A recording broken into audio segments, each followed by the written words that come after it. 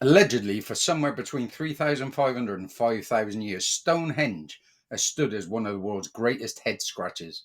It is England and the world's most famous Neolithic landmark. Mystery shrouds this monument to this day, and even the scientists and archaeologists admit that there are more questions than answers. Some of the most common and obvious questions are: who built it and why? And how did ancient primitive people transport and arrange these massive stones with such precision? In this video, we look into the mysteries, outlandish myths, and cutting edge theories surrounding this iconic monument. And keep watching as we also reveal astonishing footage that could throw all the questions and answers way up in the air. Have they lied to us all this time again? What's been discovered and revealed is jaw-dropping and pure hidden madness. Before we do anything, let's break down what we do know.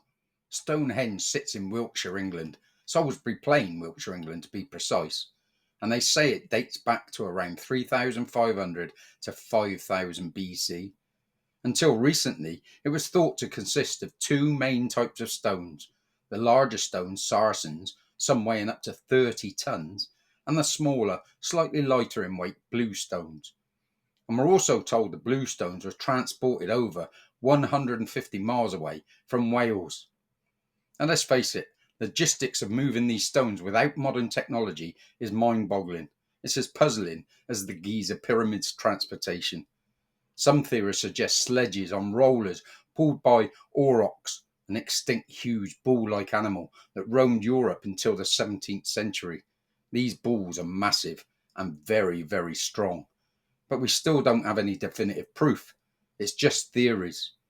Also, quite recently, archaeologists now say that the altar stone comes from way up north in Scotland, an even bigger logistical feat. If I'm honest, Stonehenge confuses me. Take a look at these two layouts. The one on the left is how they were originally discovered many moons ago, and the one on the right is how they assume it would have been when it was first built. This is no proof, just a massive assumption. I'm not here to rain on any parade, but when talking of important Neolithic structures relating to our history, surely proof is what's needed before you start telling or selling it to the public. It has also been restored on numerous occasions, most notably in 1958, but I'll go into that later on in the video. Let's have a look at the theories from the bizarre to the feasible. Some think it could be an alien landing pad, although possible, it's only a very minute chance in my honest opinion, but who knows, as recently an unknown spheroid relating to Stonehenge was spotted over Colombia by two different independent eyewitnesses. The metallic sphere hovers for several hours before landing in a nearby woodland. This isn't science fiction, this is real. It's being called the Beau sphere. It has no visible propulsion, and strangely, it keeps changing weight and temperature without anything happening to it. 1 minute they weigh it at 4.5 pounds, and then without knowing, it changes to 22 pounds. And its temperature fluctuates from 24 degrees to 33 degrees. It has no visible seams, and it's covered in an unknown language. What does this have to do with Stonehenge? Well, the sphere was passed to a professor in Mexico to study. He put the object through a CT scan, and what they found was confusing yet amazing. The scan revealed a pattern not dissimilar to some of the world's Neolithic stone circles, including Stonehenge. Does this give credence to Stonehenge being a landing site, or at least a monument to what the Neolithic peoples understood? Not sure. Others think it's either a dwelling or a meeting place for giants of the time. But like the alien theory, that's probably going a bit too far also, but I'm certainly not dismissing it entirely. Was it a temple? Some religious temple that folk of the time flocked to? Bearing in mind that 7,000 years ago, the landscape was probably a bit different. There were more trees, more forests. Salisbury Plain wasn't as open and remote as it is now. Would they build a religious building so far away from their villages? The reason why it's called Stonehenge is because the word henge is a monument with a ringed ditch around the outside. This is ritualistic and contains remains of both human and animal, but surprisingly, no bones of the massive Uruk bull. But did these people build Stonehenge as a burial ground and a religious gathering site? A definite possibility for sure. One of the most accepted theories of why it was built is that Stonehenge was an ancient astronomical observatory or a calendar. The heel stone, a sarsen stone that stands outside the stone circle, marks the place on the horizon where the summer solstice sunrise appears, and when viewed from the centre of the stone circle, the alignment with solstices suggests a deep understanding of the stars, the sun, and the whole astrological concept. That all sounds plausible until you factor in the restorations. The first well known restoration began just past the 20th century millennium, somewhere around 1909 to 1919. It was a bit of a disaster, with smaller stones going missing and folk moving the stones around without recording their original standings. In all, a total of 67 stones are thought to be missing. In 1958, a massive restoration project was granted the go ahead. The massive stones were taken away to be restored. Holes were dug, cement was added, and some of the stones were even moved from their original location within the circle.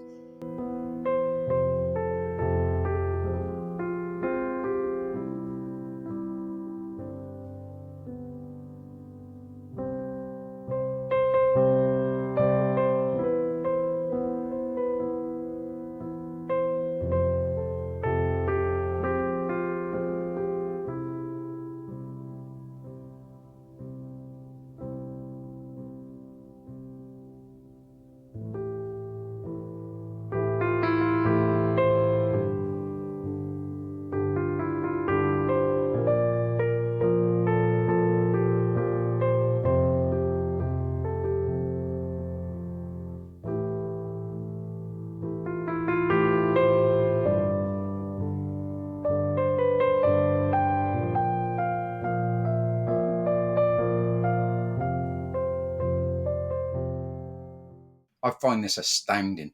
An ancient stone circle being tampered with and rearranged to fit a narrative. To me, that's criminal. It also means that from that period onwards, well, actually, several other smaller restorations took place in the 1930s too. But my point is, from now on, any alignment to the stars, any figuration of the stone circle, etc., is now pure speculation. With my total skeptic head on, I'm thinking that during the late 50s and the early 60s, technology was beginning to advance rapidly. Were they scared that maybe the stones weren't what they had been depicting, and worried that folk would now find this out? During this restoration, they actually took most of the stones away to be cleaned, took them away. That's crazy. They also placed previous toppled stones into cement filled holes, and they shuffled the site to make it more tourist worthy. Basically, its ancient lore had gone, never to be seen again. They can now market the site on pure speculation, not absolute proof, and hope everyone accepts their narrative. And they do. And as with every site with a history, the World Heritage got involved, of which Stonehenge is not only owned by the Crown, but it is now a World Heritage Site, and the public can only see it from afar. Oh, there's a souvenir shop and a viewing centre if you want to pay. But walking up to the stones, as I did on many occasions on school trips when I was a young lad, forget it. That is now for the worthy only. Anyway, back to the stones themselves. The human remains found nearby indicate ritualistic burials. Some believe the blue stones have healing properties. When struck, it is said that blue stone causes ultrasonic frequencies. Could this be for healing broken bones? This drew pilgrims from across Europe and still does. Not only the blue stones, but it is now known that the placement of the stones created unique acoustic properties. So was it designed for sonic rituals? If it was centered around sound and healing, you can only imagine the eerie vibes the place must have given off back in the ancient times, thus attracting more and more to it. Even with today's technology, replicating Stonehenge would be a challenge. How did Neolithic people achieve such precision? Modern experiments show that with enough manpower and wooden tracks, moving the stones is possible. But it would have taken years upon years of coordination, lots of manpower and logistical nous. This is where I start to get confused, because every time they are questioned about different aspects of Stonehenge, a new theory comes out to answer it. But quickly, each theory is made to be gospel truth, and it certainly isn't. The precision of the alignments do suggest advanced knowledge, if indeed the alignments are true and made by Neolithic peoples and not during the restorations. In 2002, Stonehenge was completely shut off from the public. Now only certain special viewings were allowed. They say due to vandalism. But was that the real reason? Or are we getting too wise? Which takes me on to Barack Obama's visit of 2014. Of course, this very important man, unlike you or I, got to walk among the stones. But this, unbeknown to them, came at a cost. It literally exposed Stonehenge for what it really is. Tell me, what is this stone? Why is there some kind of metal inner core to this stone? Does this truly show what these stones really are? Metal with a false stone casing? Is that how the originals were? Or were the original stones, like others, taken away during the 1958 restoration and replaced by these fakes? And what would be the purpose of them doing that? Were the original stones really sacred and full of powers we don't know about? And was this to hide them from us? Were the originals truly full of healing properties? See, the thing is, I doubt we will ever know. The whole site has changed, and in my eyes, it means absolutely nothing now, apart from a site that once housed a mysterious ancient monument from our past and is now hidden. I truly believe that, just like other sites around the world, including the Easter Island heads, or heads and bodies if you've seen my previous video on Rapa Nui, that these ancient sites hold keys to our past, keys that the elites of this world don't want you to see. Many believe that Stonehenge is pure fake. Some think it was actually built in 1958, not restored, but I disagree. I just think it has been changed, hidden, cruelly taken from us. Some folk who can feel energy, who can detect energy, say that the Avebury stones, which are just a stone's throw away from Stonehenge and have never been tampered with, or moved, or cleaned, give off an energy that is second to none. But when the same people visit Stonehenge with the same beliefs and the same equipment, they tell us that it is dead. Stonehenge has no energy, no life. Their dowsing rods, etc., pick up nothing around Stonehenge. The powers that be have destroyed what was once there, and it will never return. We will probably never know the true reason or existence of Stonehenge. Once again, history erased. Plus, you have to ask, why was the site abandoned by the Neolithic people? Had it served its purpose and just left to ruin? Was there a massive event that either wiped out the peoples or changed their thinking or beliefs? Just like the Easter Island heads, it seems like they were abandoned almost overnight. In my opinion, when you research history, something happened years upon years upon years ago, and we just don't know what. But it was major, and now we can only theorize what went on at these places. There are tons of theories relating to Stonehenge to this day, from the Druids and their worships of the stones and the solstice alignments, from the bizarre theories of alien landing pads to meeting places for giants, an ancient healing centre with the circle's acoustic properties, which has been proven, by the way. Some rocks sound like bells when they are hit.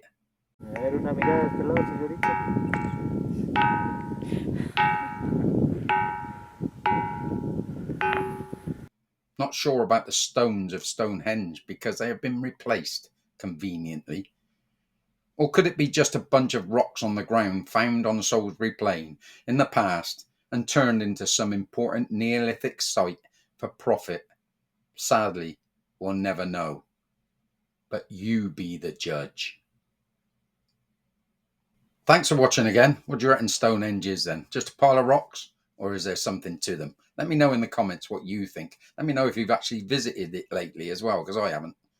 Anyway, I'd like to apologise for taking about 3 weeks to do this video. Actually, I had a major heart attack at the end of April. So I apologise, but thanks to our wonderful NHS, I'm on the road to recovery, and now I should be doing videos every week again. Once again, thanks for watching. I'll see you in the next video. Bye for now.